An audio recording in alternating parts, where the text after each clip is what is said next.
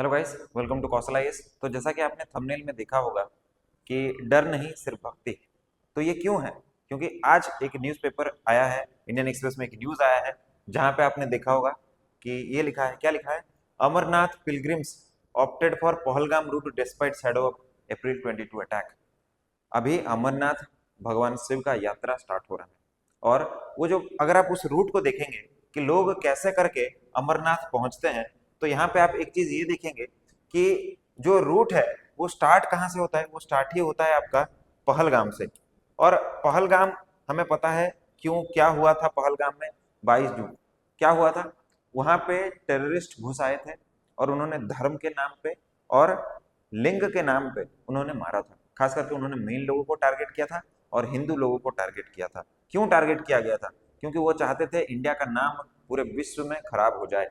वो चाहते थे जम्मू कश्मीर का जो टूरिज्म है वो खत्म हो जाए, और शायद वो ये भी चाहते थे कि ये जो टूरिज्म हो रहा है, अमरनाथ यात्रा जो आगे आने वाला है, लोग डर जाए और वो ना आए। बट लोगों ने लाखों की तादाद में भीड़ जमाया है पहलगाम के रूट से, इस रूट से जाने के लिए। हालांकि हमें एक दूसरा रूट भी अवेलेबल है जो कि बालताल से स्टार्ट होता है और वो फाइनली जाके अमरनाथ में मिलता है, बट लोगों ने जानबूझ के उन्होंने पहलगाम का रूट चूज किया था।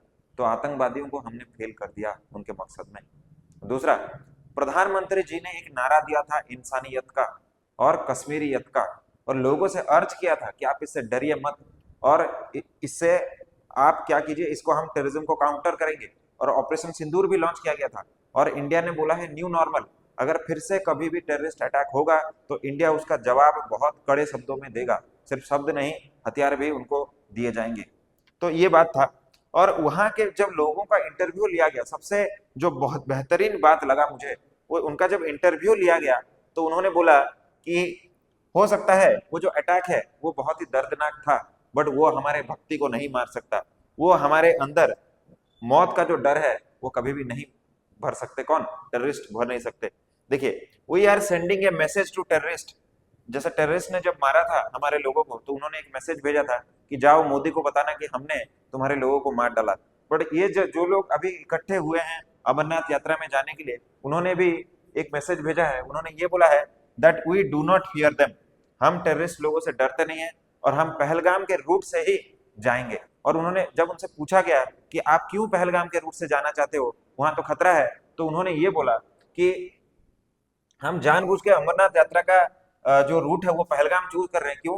क्योंकि हम क्या चाहते हैं, जो पहलगाम टेरर अटैक में जो शिकार हुए हैं उनको श्रद्धांजलि देंगे अमरनाथ यात्रा पहलगाम से स्टार्ट करके। तो आप सोचिए, ये एक बहुत बड़ा और स्ट्रॉन्ग मैसेज है हमारे नेबरिंग कंट्रीज के लिए, चाइना के लिए, पाकिस्तान के लिए और बाकी जितने कंट्रीज जैसे बांग्लादेश जो प्लान बना रहे हैं इंडिया को गिराने का। ये एक क्लियर मैसेज है कि इंडिया ना तो किससे डरता है, ना किसी के सामने वो झुकेगा। और हमारे इंडियंस के अंदर जो भक्ति है और इंसानियत, या फिर जो हमारे मनुष्यता का जो हम बात करते हैं, वो इंडियन लोगों के अंदर है, सालों से है और अब भी रहेगा।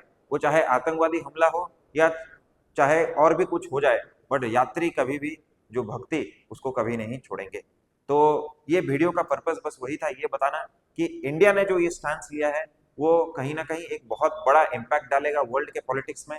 खास करके पाकिस्तान के लिए एक बहुत बड़ा मैसेज है कि अब की बार से तुम अगर हमसे भिड़े तो इसका नतीजा बहुत ही खराब होगा। आपको क्या लगता है, क्या ये जो लोग जो जाने को रेडी हैं पहलगाम से, क्या ये एक ब्रेवरी का सिंबल है कि नहीं है? आप अपना जो कमेंट है, कमेंट बॉक्स में आप अपना जो भी आपका आंसर है वो कमेंट कीजिए। ठीक है, फिर मिलेंगे ऐसे एक इंपोर्टेंट टॉपिक के साथ में। आज के लिए इतना ही, धन्यवाद।